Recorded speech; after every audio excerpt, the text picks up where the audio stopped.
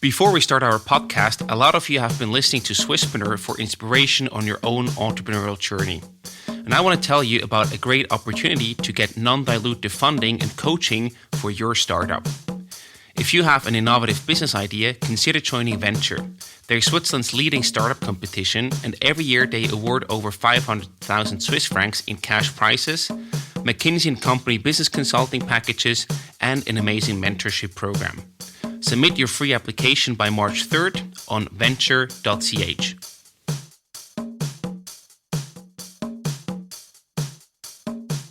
Not the brightest brains should go to finance. They should go to invent great things that help the world and not just invent crazy toxic finance instruments.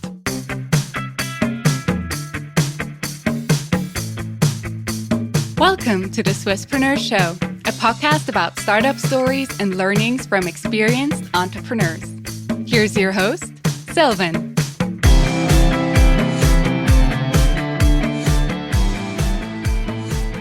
Hermann, a very well welcome to the Swisspreneur Show. Thank you so much for joining us today. Hi Sylvan, thank you for having me. You're the co-founder and ex-CEO of the talent management software company Umantis, and you're also an active investor and avid startup supporter. Yes. First of all, I want to, walk back to the early days. You actually studied strategy and organization at the University of St. Gallen in the 90s, and during that time you also co-founded Start Global, the largest student-led entrepreneurship conference. So what motivated you to actually start that initiative?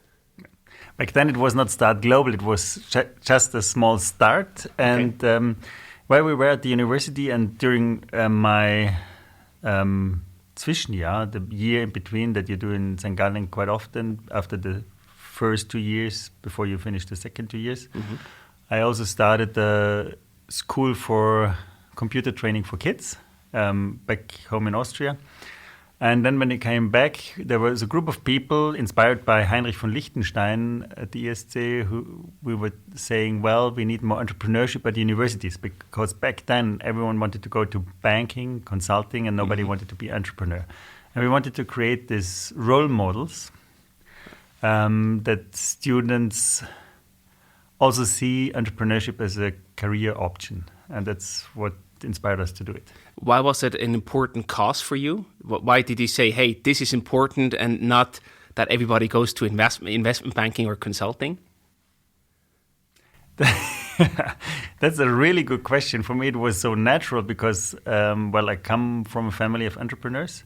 And also I myself have seen as an entrepreneur just doing things, yeah? That's the literal meaning of entrepreneur. And I thought... I felt that especially finance is not adding the value that we need. And I thought not the brightest brains should go to finance. They should go to invent great things that help the world and not just invent crazy toxic finance instruments. I like that a lot. That's a good motivation to have. And then after you founded Start in 2000, you actually also co-founded Brains to Venture, a platform to find your co-founders, early employees, and also investors. Why was that the logical next step for you? Or asked differently, what was missing in that landscape that you filled that gap? Yeah, well, we were a group of people doing Start. And then when our studies ended, we obviously said, okay, we have to do something ourselves. And then I remember doing it directly after I finished and I tried to bring a group of people together. But that didn't fly. The people were not that enthusiastic and about the idea that was StartNet. We just said, okay, we want to professionalize the service we did with Start as a whole year service to entrepreneurs, more or less. Yeah. And then 1 year later, finally, the group of people was the right one, and then we started and we met for a weekend, a prolonged weekend at the Alpine Hut.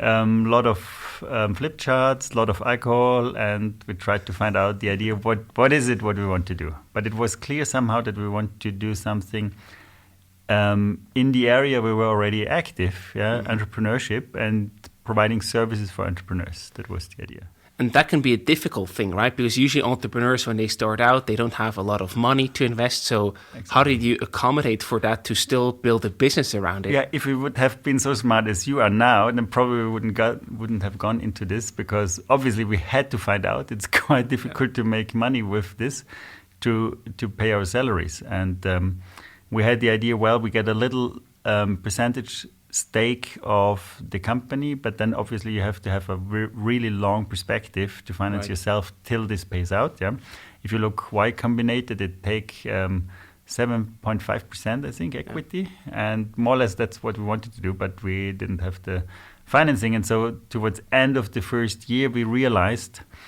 with this model we cannot pay our salaries, and therefore we had to pivot. And what was the pivot then towards to? Well, we, as it was clear that time, it was at the end of the .com bubble burst, and we also developed an internet platform to profile and match people, to profile and match entrepreneurs, potential co-founding partners, first employees, and also investors. And Btov is for brains to ventures. We wanted to bring brains together to ventures, and then we developed this software, and we had a lot of collaboration partners like PwC and others. And they said, well, wow, that would be so great to have exactly that knowledge that you have of your people in your platform about our employees, because we have no clue what skills they have, where we could use them, and so on. And then we started thinking, okay, that could be a potential pivot to use the internet platform technology we have developed as a software for companies. Yeah, and back then it was called ASP, Application Service Providing, what's now called Software as a Service. And therefore we started back in 2000 a B2B software as a service company called I would Umantis. say a real pioneer for Switzerland. You know, you said like software as a service was not even a term back then. Yes. We were very early. I would not interesting enough because we pivoted from this internet technology. I would say we were quite one of the very early software as a service companies, and we was quite an advantage for us to start this way because we were always user-centered. Yeah, we never could force users to do, and a lot of B2B software, at least at those times, you had the idea you can direct people by software. And we always knew, okay, the user has to like it, and then it works. And therefore, we had quite a good differentiation because the market back then was not easy. There was SAP and others and they were more or less the given suppliers for all those processes, and therefore we had to fight hard to get into those accounts. But with our approach that was very internet focused, it was a good differentiator. You basically had the better product, so to speak, from a user perspective, right? Yes, more simple, more easy. And it was always interesting because software back then was, the term is not very nice, but it was feature fucking. Yeah, that means how much features do you have, and you just compare it. And we were always going there and saying, okay, well, we are better, not because we have more features, but because we have less features.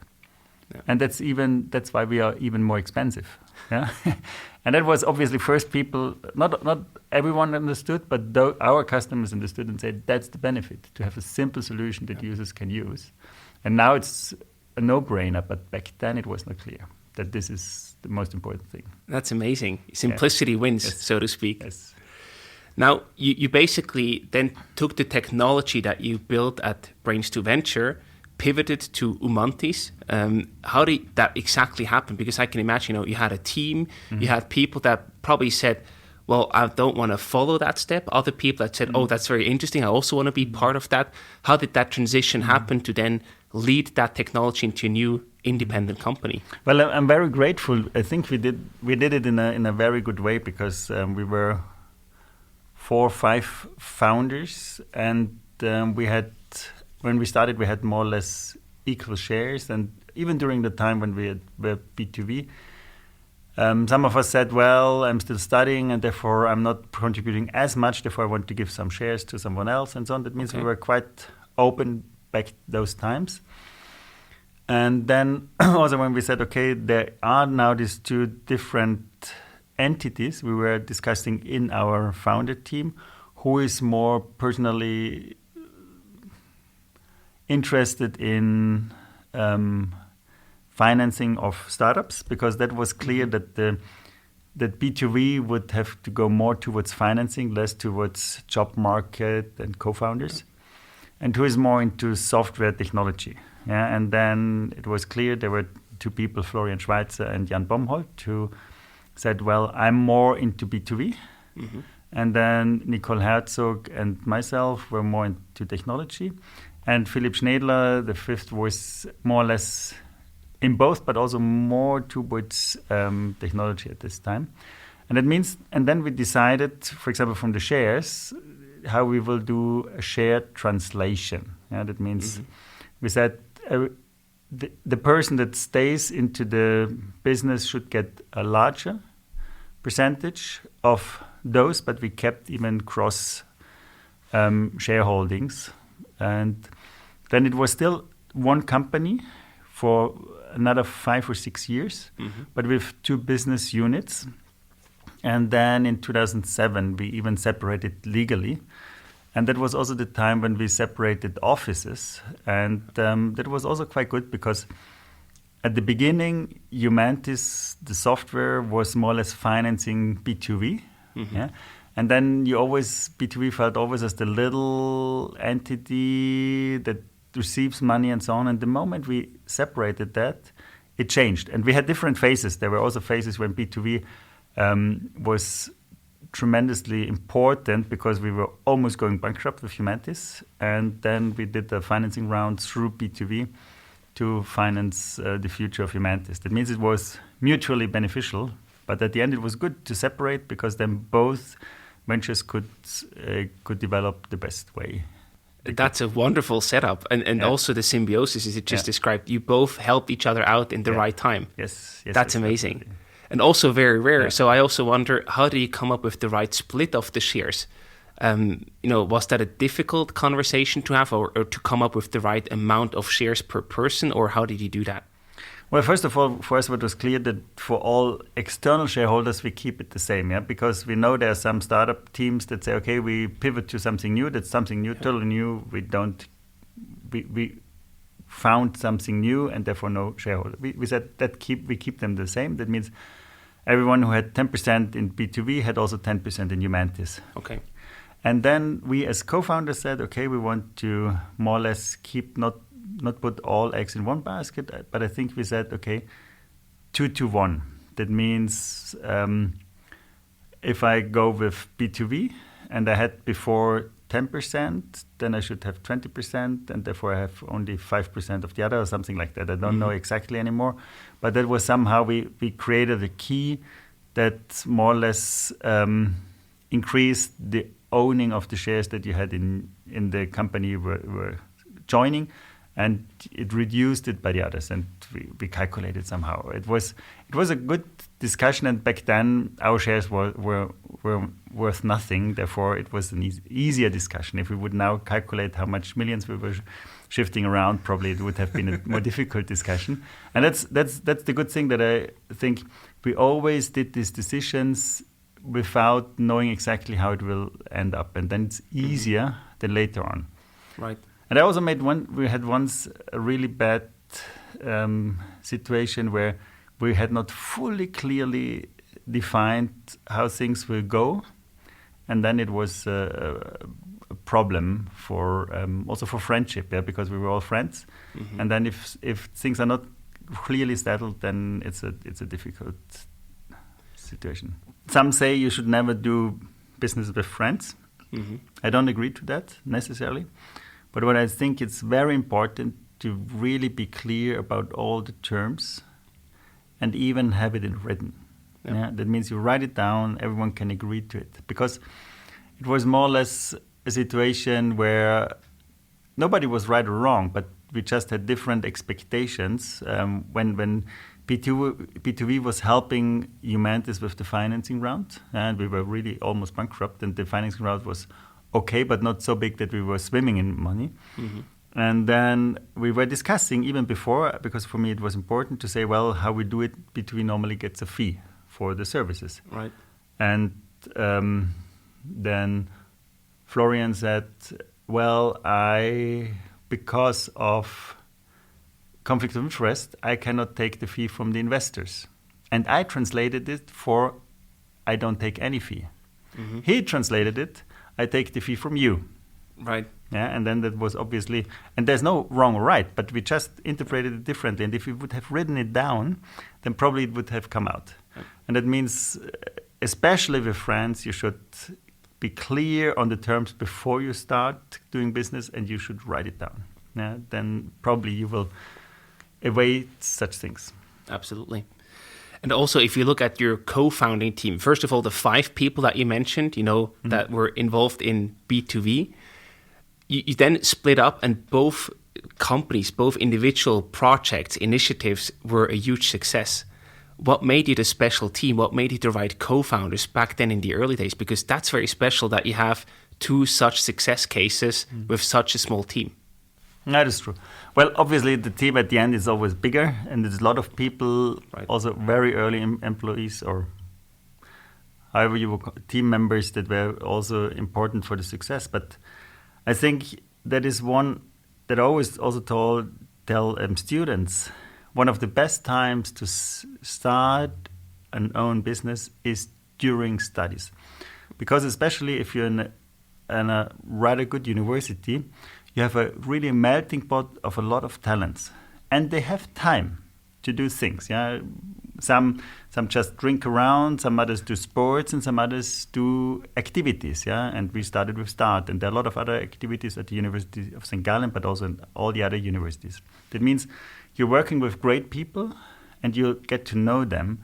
And therefore, that's a good starting point to start your business, because this density of talents you will never find in the near future, yeah, because then you start as a McKinsey, whatever, yeah, intern or so on, and obviously they're all smart, yeah, but then it's a different setting somehow, yeah, and therefore this was really, I think that was one that it was several years of start, getting to know the people, understanding each other, and then saying, okay, let's start it. Yeah.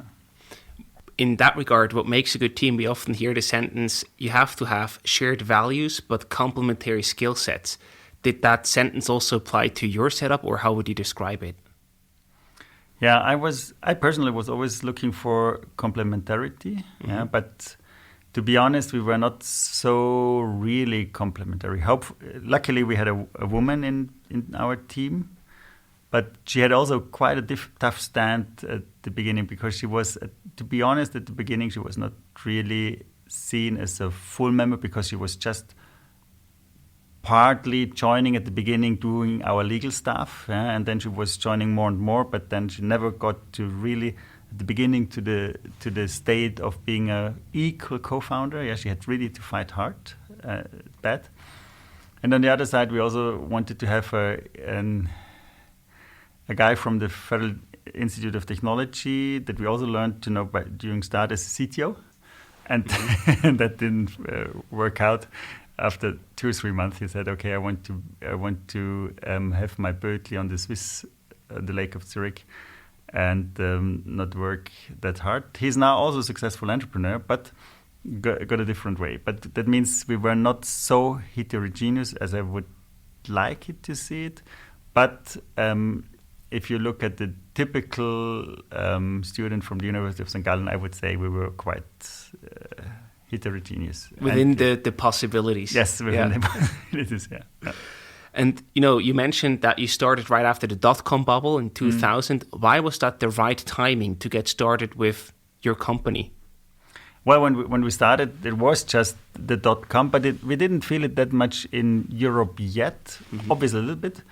But we were in Silicon Valley, and it was really crazy. Yeah? It was just before, and we were going the 101 down, and then you see all the billboards with pet.com and petsmart.com and all the radio waves, everything. And there was the saying, an IPO is a massive transfer of public funds to marketing companies. And it was back then, probably today also sometimes. Mm-hmm. We had the business plan ready when the bubble burst.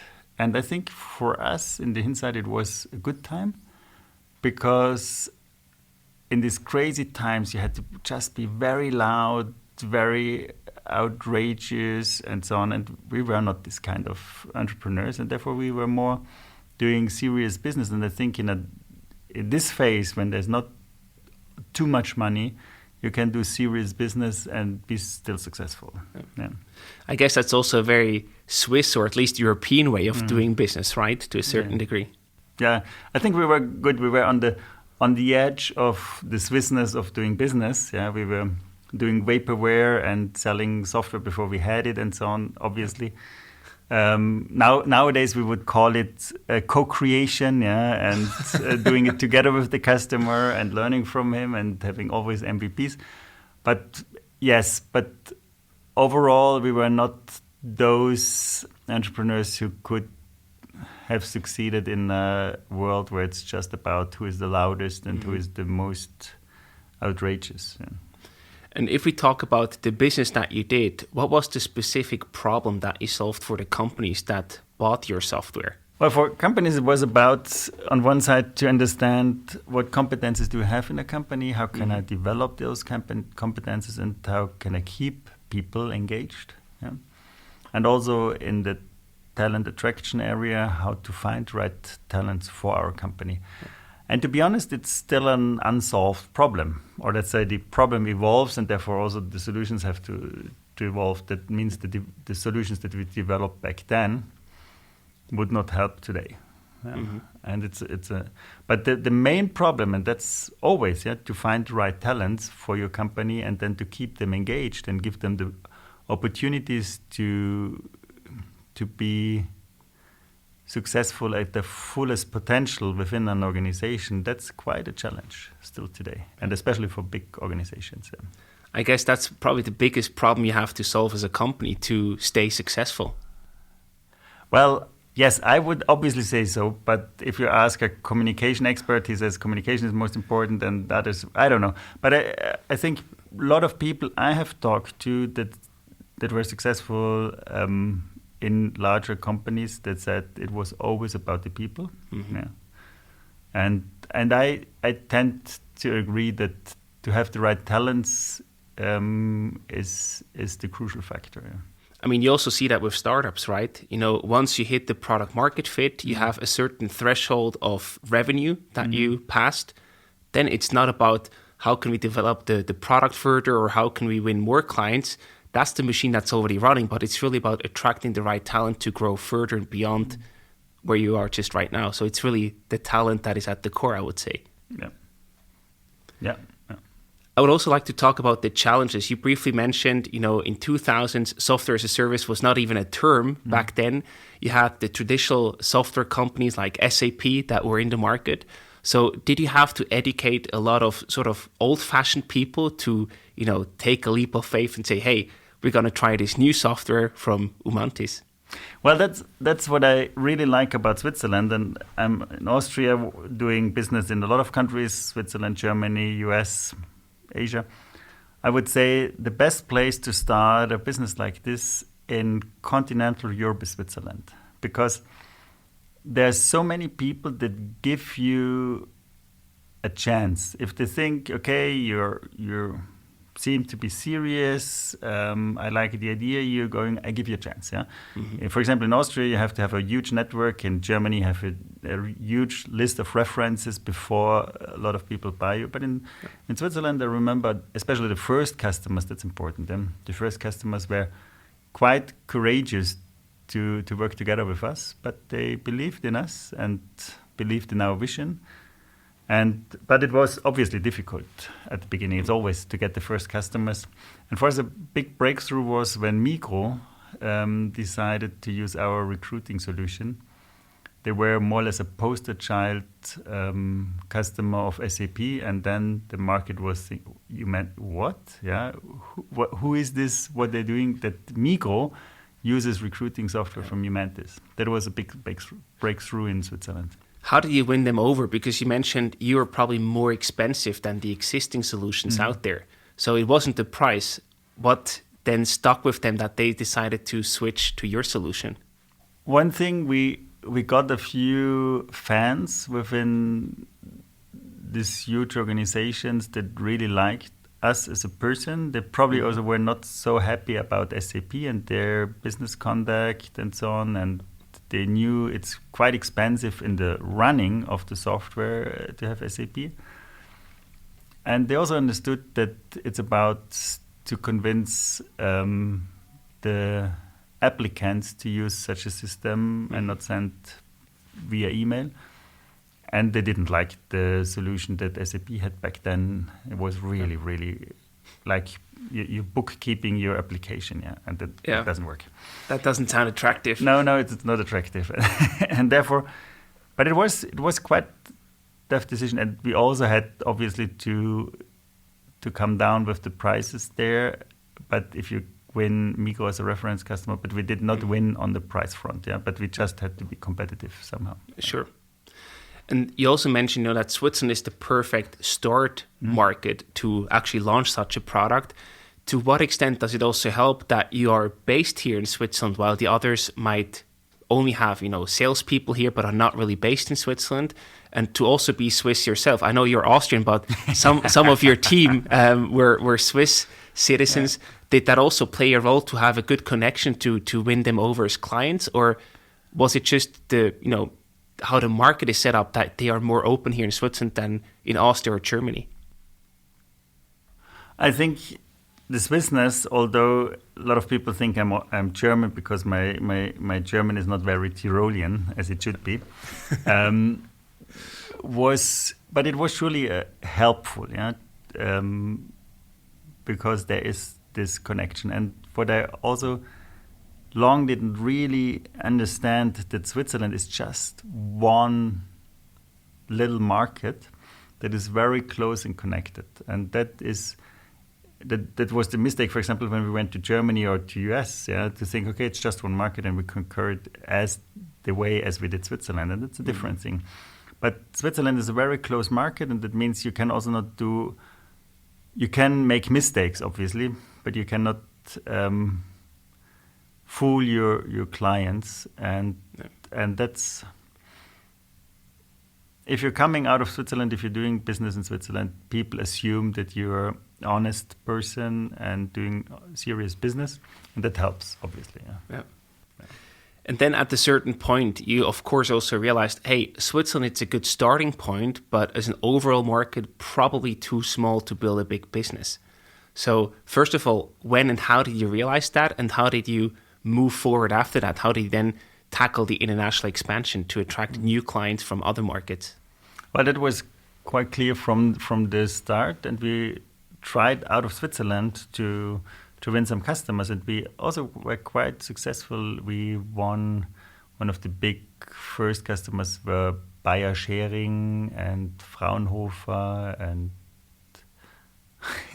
BMW. We tried several times. We always didn't succeed. There were some customers that were really reluctant to go with such approaches, but that were just like little birds, and we never could gain the main traction. And nowadays, what I would say, if you want to conquer Germany, well, now it's changing with COVID and remote sale, we were talking about before, but back then I would have said we should have moved at least some of the founders to Germany, to a certain area, and then start from there and saying, okay, for example, Frankfurt, greater area, or Düsseldorf, greater area, or Berlin, greater area, whatever. That is the starting point and starting pad, and there you have to win the market and get the momentum in this city, more or less, and then grow out of it. Same, even more relevant for US. Yeah.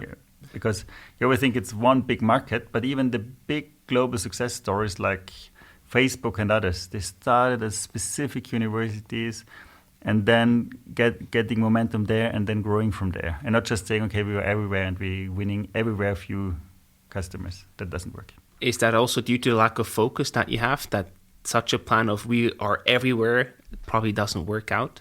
No, it's a misunderstanding.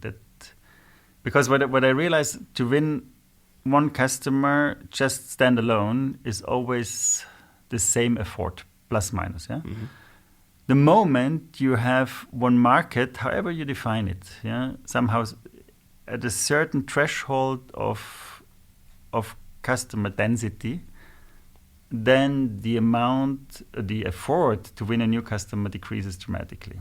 That means that is when you get the momentum.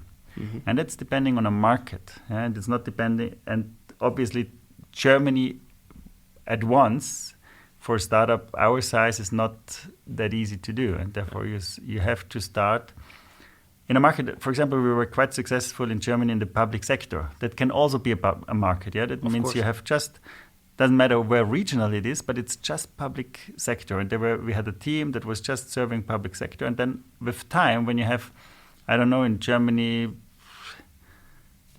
30, 40, 50 communities working with Umantis, then for the 52nd community, it's not a big risk anymore. Yeah? And that's exactly the point. And therefore, yes, you have to get to this, to go international in the B2B. Yeah? It's a different thing in B2C, but in B2B, it's about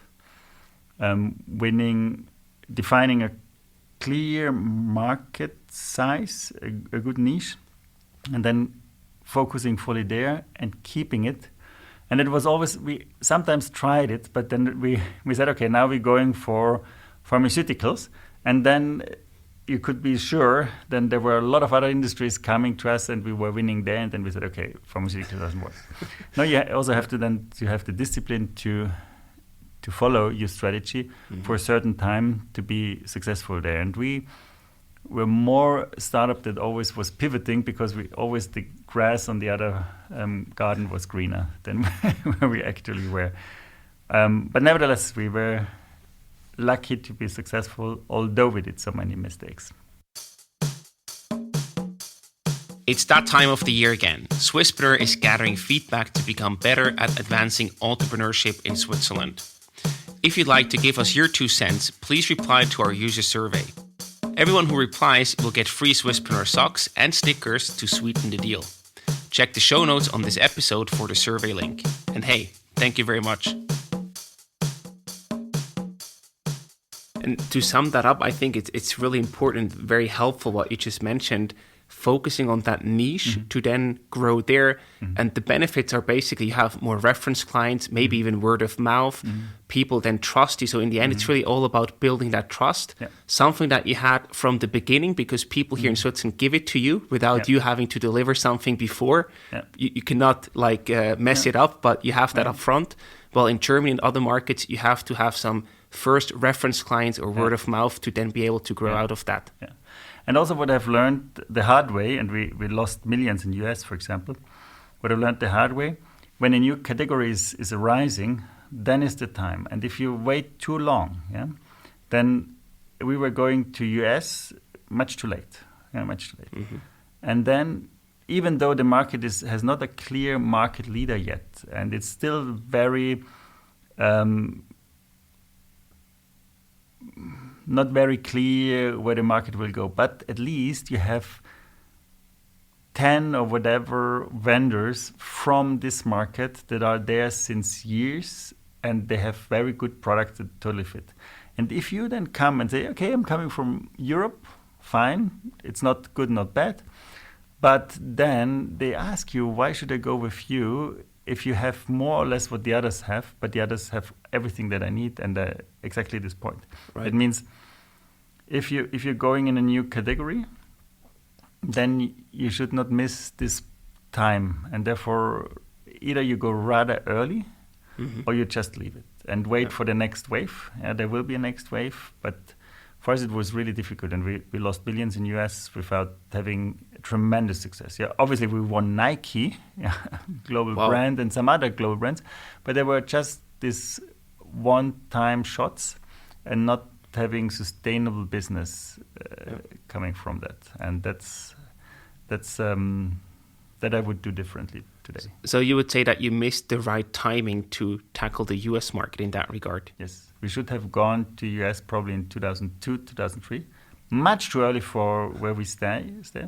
But then probably we would have played the game there. And what I also have seen is all the companies that were successful in US from Europe, or most of them in B2B area, they were more or less seen as a American company to American customers. Yeah, SAP.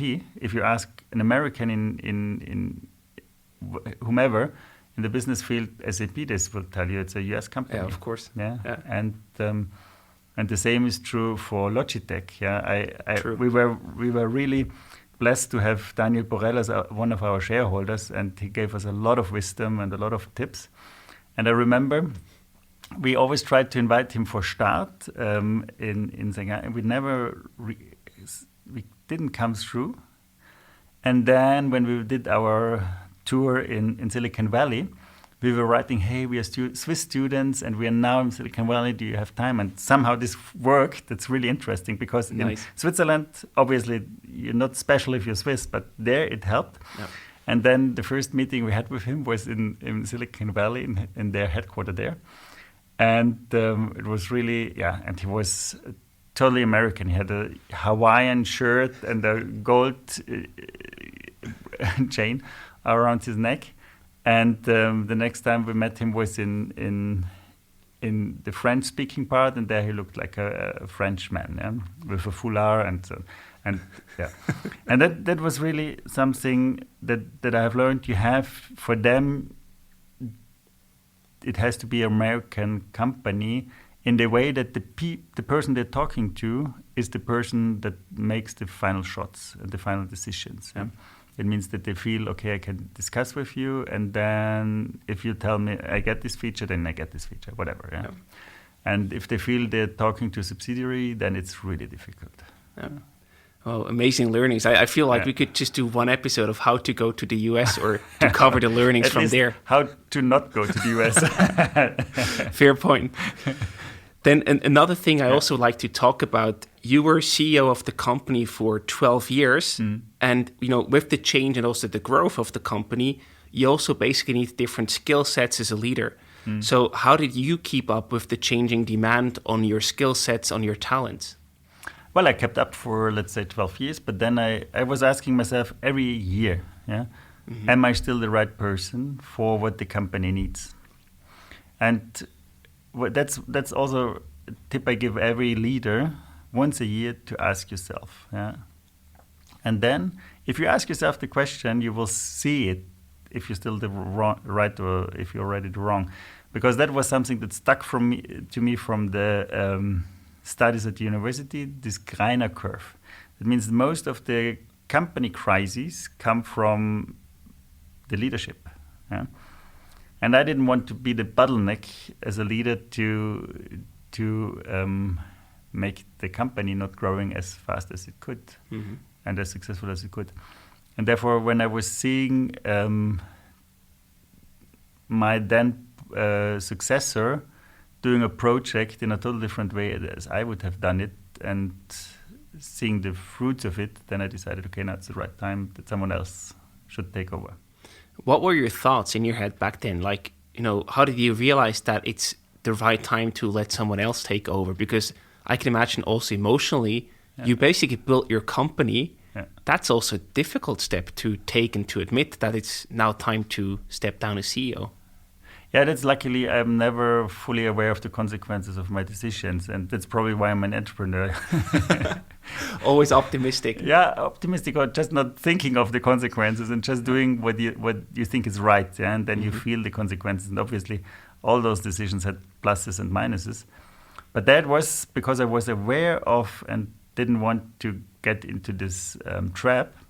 I was looking at it, and then we had two projects, and one additional to what we are doing, and one was doing for an analyst. They do more or less the rankings for the software presentation, and the other one was for a big potential customer. And I was then taking the lead in the one project, and he was taking the lead in the other project, and we were doing more or less, and also we're cross-working in all these projects. And I was doing it the way I'm doing it, like a pioneer. I was trying to do everything I could myself because I didn't want to add additional effort to all the others because they were already fully worked. And he was starting the meeting and say, okay, this is a really great opportunity for us as a company, and we have to really work hard. And then he was distributing stuff to do, additionally to what they already had to do. And it's not about the result, because we got a very good ranking and we didn't win the customer. But what I have seen is he was so integrating those people that us winning a good ranking, it was, okay, Hermann has won a good ranking and I could contribute a little bit. Yeah? Mm-hmm. And in the other case, I have seen how this joint effort was creating pride of what they have done together. Yep. And also had a lot of consequences, because what was done during this preparation had also quite a lot of influence into the product. That means I have seen what I'm doing is just a one trick thing, and he's working with the whole organization. And I don't know how you call it. He can do that. I cannot do that. Asking people to do even more if they are already fully booked. And then I've seen that's probably, no, it created the better results for the company. Mm-hmm. Therefore, it said, okay, now it's the right time to hand over. How fast did then that handover happen? Did you then just say within 2 or 3 months, okay, I'm leaving and now someone else is taking over? Or how do you also communicate and prepare people in the organization for that? And that, luckily, I did already a real fuck up with the handover of Start. Yeah? Well, fuck up, it ended up great, yeah, but it was really at the edge, because I said, okay, that's a bunch of entrepreneurs. I don't care about succession planning. There's a new generation, they should do it. And we handed over 300,000 on our bank account, and the next generation of starters just spent this money within 1 year doing movies about social entrepreneurship in South America, flying with a whole movie team there and so on. Really crazy stuff, yeah. And then staff was more or less bankrupt. And out of this experience, I probably did it differently. It was a process of 1.5, 2 years to first get sure myself that's the right thing, then to talk to some others. We had a very good chairman, external chairman at this time, who was responsible for the SAP international success, Hans Schlegel, really great guy, and with a lot of others. And then I talked to Mark, and then we discussed that. And then at the end, because I wanted the whole team to follow this decision, we did a base democratic decision, as you know, from the Landsgemeinde in Appenzell or so on. And no, we did it even anonymously, because I thought it's an important decision. Mm-hmm. And then the more or less team decided that he should be the next CEO. Yeah. Wow. And then after you basically left the CEO role, so the other person was in charge, what did that do to you? How did you feel once you then, came to the office and realized, hey, it's not me who's in charge anymore? Did that change anything for you, or how did you feel? There was one experience that was really eye-opening for me, even before we handed over. And then the other things came later. This one eye-opening, Mark and I, this is my successor and I, mm-hmm. was having a meeting with 2 people that are specialized in organizational and people development. That means that should be the experts. Yeah? And then we were sitting there, and we had a meeting. As all the meetings I experienced, we were sitting there. He was my sales guy for them. And we were discussing, and they were looking at me and asking me the questions, and I was answering and so on. And then in the middle of a 2-hour meeting, I probably said, okay, and from next month, I tell you now, it's not official yet, but that he will be the CEO of the company. And that moment, I could have left the room. Wow. They were only looking at him, talking to him, asking his question. I was more or less irrelevant. And that was really tough, and almost rude, yeah? But that has shown a lot. And for me, that was really helpful in realizing that obviously, if you're in a leadership position, you think you're in this leadership position because you're so great, and people talk to you because you're so smart, and you can help them and blah, blah, blah. But at the end, how much of that relates to your role and not to your personality, it's humiliating a little bit, yeah? But that's the truth. And therefore, I now have a total different view of what leadership means. But that was the short. And the long term, I realized that sometimes, obviously, I was missing this feeling of being that relevant. I'm quite easygoing normally, but sometimes I missed it. But really hurtful it became only when we also did integrate our company in a German, very good company there. And I was then also in the executive board there. And then there was a leadership change. I could not, I was obviously not involved. And then there was the decision that Mark as well as I are not needed anymore, put it that way. And now, although we did this decision democratically, that means the whole company decided, okay, we will do that. And I felt I'm not in charge at all anymore. And I'm not even at the table to take these decisions. And there are now decisions that are really hurtful for me. Yeah. But that's, I don't know. You probably such things you cannot change. But for me, it's difficult. Some people say, okay, I do an exit and then I'm away. But we have won customers. We have people there, and then you see somehow the company going in a direction that you would not like it to go, then that's hurtful. I didn't feel that too much back then because luckily Mark was a really good successor, and I have seen him doing decisions that I thought, wow, that will ruin the company.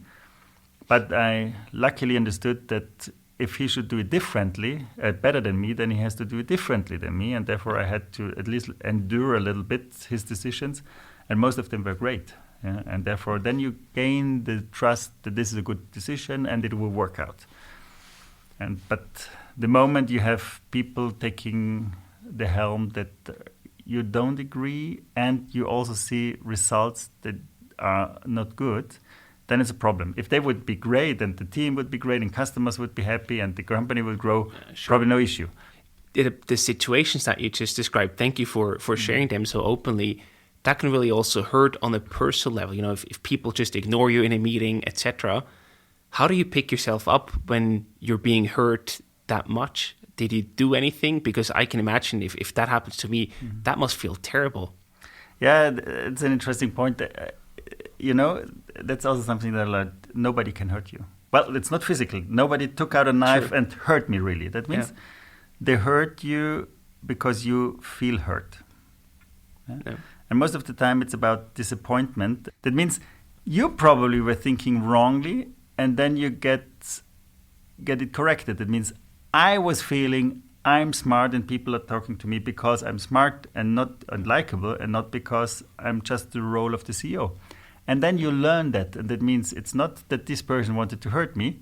I feel hurt because I had the wrong image of myself. Yeah. And therefore, obviously, it's hurtful, but it's not the person that hurts me. And it's often the case. When you feel hurt, you're not really physically hurt, obviously, and therefore it's your decision to feel hurt or not. Yeah. Wow, but that's a very strong perspective to take. Yeah. There's a quote that I once read. It says, just because you feel bad, it doesn't mean that somebody else did something wrong. Yeah. I think that's a really, really good fit here. But still, you have to be in that position to then detach that thought and say, oh, they didn't do something wrong. I'm feeling hurt because of myself, of my expectations. Yeah. Yeah. But that needs quite a strong ground to be able to take that perspective. Well, that is the analysis in the afterwards. Yeah. Yeah. But it sometimes helps me to not take myself as too important. But I also see, so for example, areas where I'm really struggling, and it's more in my private life, in my family. In a company, it's interesting. Yeah? I can really easily let go and trust others and do it the way. And I have areas, as I said, for example, family, where it's not that easy, and where I experience more of those things that you would now assume that I experience in my business life. Yeah? Now I feel like we could do a whole series with you of different episodes about these interesting topics. But there's one point that I certainly do want to talk about is you already briefly mentioned the merge with the German company. Mm-hmm. So that happened in 2013 when you merged with the Haufe Group. Mm-hmm. Can you walk us through that deal? What happened there and how did it lead to that decision that it's actually a good time to merge the companies? Well, there was, first of all, there was a window of opportunity. One of our US competitors was going public with 30 million revenues, 45 million loss at a valuation of 1 billion. And that was back then, in 2011, I think. Mm-hmm. It was crazy. It was just crazy back then. Nowadays, it's normal. Yeah? it's just not normal that they don't do that much loss. Yeah. But exactly. Then I felt, okay, there's a window of opportunity because a lot of venture capitalists were calling us and so on, because obviously they were now screening the market. They've seen, okay, B2B is interesting, talent management is interesting, software as a service is interesting. And they were screening the market, and we were the market leader in the German-speaking market. You checked all the boxes. We checked the boxes, exactly. And then they were calling us. And then I said, okay, that's a window of opportunity. And if we miss it, then obviously there will be others that will be better financed and doing more stuff. And then it will be difficult for us. And then we were looking at all the different options. And there was always involving the team and explaining what options we have. And to be honest, for a long time, I thought we would go with another company with 3 letters I already mentioned. Because they also experienced then that we had a lot overlapping customers, and they somehow found in us something that they didn't have, and they wanted to have these competencies of software as a service, simplicity, and so on. Mm-hmm. And they also made a really good offer. And then Hof was coming there. We were working with them together since quite a time in a collaboration. And I thought to them, I remember the day, I told them, well, nice that you're interested in, but I don't think that a company with those basic familiar roots will pay this crazy valuations.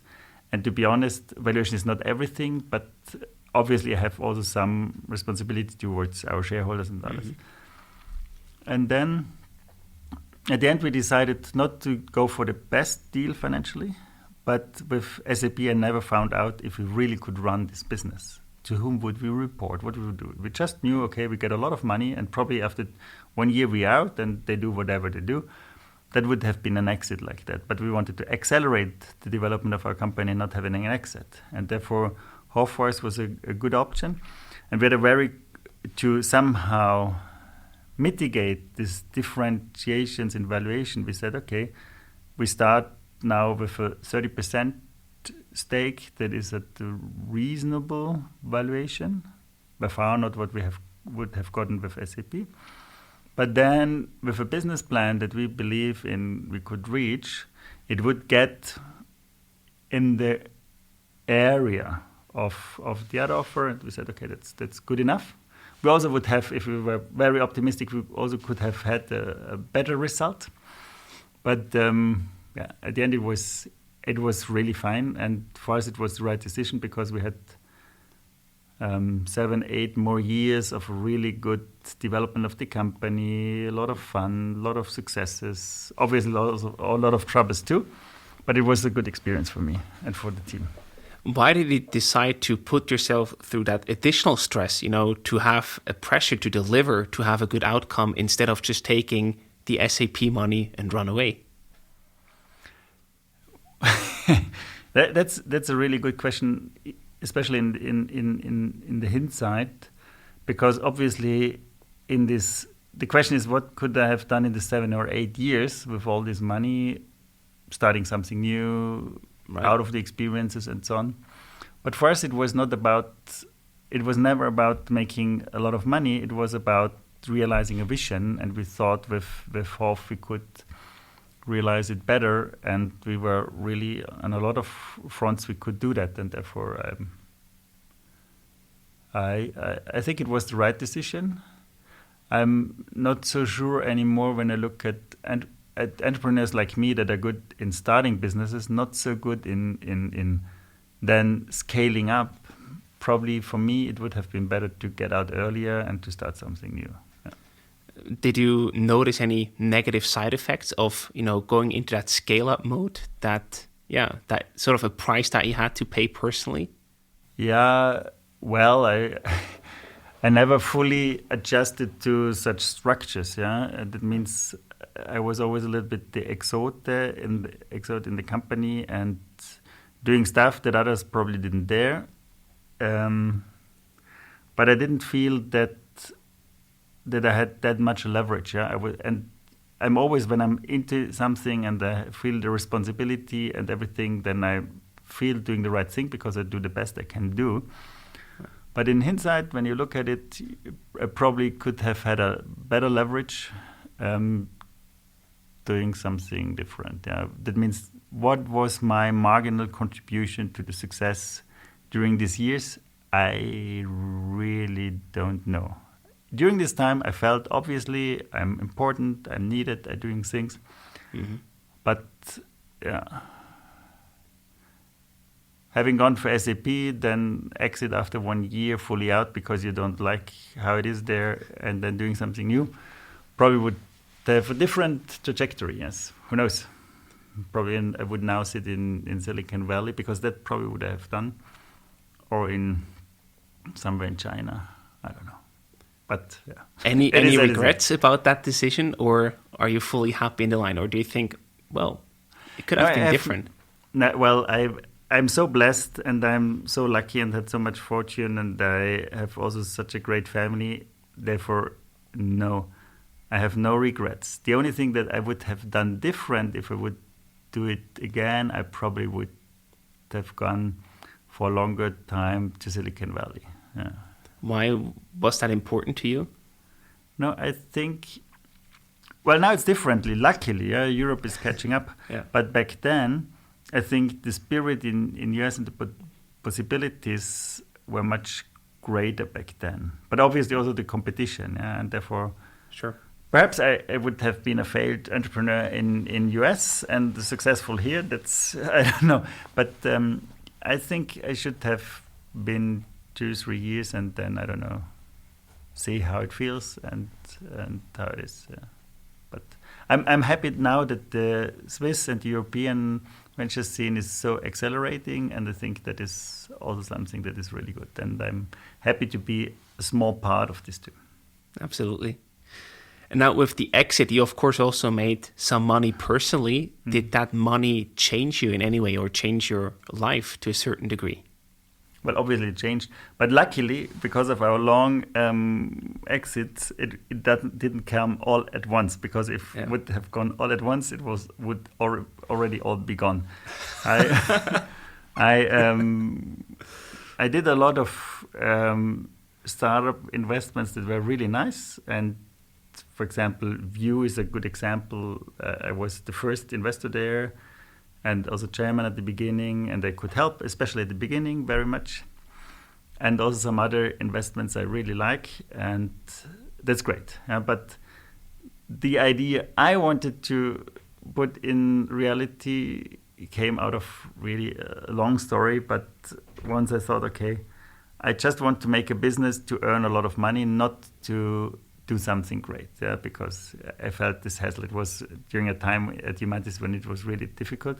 And then this idea arose, and the funny thing is, the business I thought I would earn the most, I lost the most. I invested really, I don't want to count it, something 2 to 3 million just in one business idea, and I literally flushed money, they tore it down. But it was also a good experience and a lot of learning. And if I would have read the book Clean Startup earlier, I could have found out that you can find out if customers want to buy your product even before you have the product. Yeah, that would have saved me a lot of money. It was expensive, but it helps now. And I also invested 1 million into Austrian politics to change something there, and I couldn't. And also I learned there a lot, that especially in this area, money is not helpful at the beginning, at least. And therefore, I'm happy that it came in different tranches, so that I could learn before I had lost everything. I think, that's a great learning. Again, a great topic for a potential other episode with you. So, of course, we also now wonder, what is next for you in the future? So we heard about your startup investments. Yeah. You have been involved in politics. Yeah. What is next for you? Do you plan to start another company, or what's on your map? Well, when we were more or less forced out of Hof, Mark and I were almost immediately jumping into next startup, and we tried to do a Tinder for recruiting because we thought that should be a wider easy thing. And we made a really cool product, but then there was around this time last year, around Christmas, when we found out or we realized that it will not be just a runaway hit. They just launch a product and it will scale like crazy. It would be a long process. We would have to invest a few years. And then we asked ourselves, is it the right thing to do now? Yeah? What would we tell our now little kids once they grow older, and then they ask us, hey, the world was burning. You could do whatever you wanted. You had all the means, and you had no better idea than just to start your next business idea. We thought, okay, that's a bad situation to be in, and therefore we said, no, we want to do something about climate. And now we are doing 42 hacks, and everyone is invited. Every Friday we do a Friday climate hack, 2 hours. Yeah? Some say it's the 2 most meaningful hours of your week, where we hack in different iterations. Our idea is to activate more people to work on climate solutions and to accelerate existing solutions into mass adoption. That means crossing the chasm for existing climate solutions. And we now started with railways, public transport. It sounds a little bit boring, but there's a huge potential, because when you compare the innovation rate of railways to the innovation rate of roads, it's dramatic. That means there's a huge potential to really have a huge impact for the climate and also for business. I think there will be also business opportunities, but for us it's mainly to contribute to the climate, and we want to have more people, including ourselves, working on climate solutions. Amazing. And where can people join? Can I just visit a website or? Yeah, go to 42hacks.com, 42hacks.com. Perfect. And whoever is a little geek understands what the 42 means. And yeah. Amazing. Yeah. So to wrap up today's episode, we have some rapid fire questions for you. So I either give you a choice of different options or a quick question you have to answer in one sentence. You ready? That's difficult for me, but I try, yeah. I'm sure you'll do fine. Regret making an investment or regret not making it? Not making it. Why? I have seen a few investments that were on my table and I didn't decide, and they become unicorns. But I also know there are a lot of others that didn't. Therefore, it's not really a regret. Yeah. What's your biggest red flag from an investor's perspective? Not being able to work in a team. Mm-hmm. Founder or investor? Founder. That's an easy choice. Yeah, that's easy. How many hours of sleep did you get last night? Last night? 5, I would say. Wow, that's not that much? Or is that normal for you? That's probably, 5 probably is my average. Yes. Okay. What does money mean to you? Leverage. Nice. To get something done. And what's the best piece of advice that you have ever gotten? If I just put it that way, you will not. But say, only hire lucky people. What does lucky mean? That was Daniel Borel, and I thought, what a stupid answer.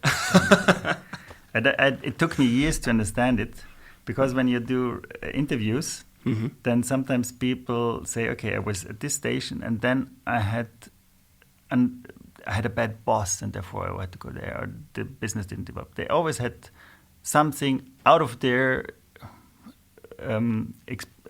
area that influenced them badly, and therefore they had these things. And then you see others that said, hey, okay, I was there, and I had the luck that this happened and this happened. And therefore, and I understand it's more a state of you if you see the luck and you can use it, or if you see the bad things. And therefore, only hire lucky people is really, really great advice. That sounds amazing. Mm. The last one for you today, St. Gallen or Zurich? The future lies in the combination of both. And I'm working at the M/X. That's the first master that is jointly done. And I think there's a huge potential. And St. Gallen and Zurich is more or less the same. It's like a suburb of each other. Yeah. Fantastic. Hermann, thank you so much for stopping by today. It was a lot of fun and a real pleasure talking to you. All the best with whatever you're tackling in the future. And take care and stay safe. Thank you, Silvan. It was great. Thank you.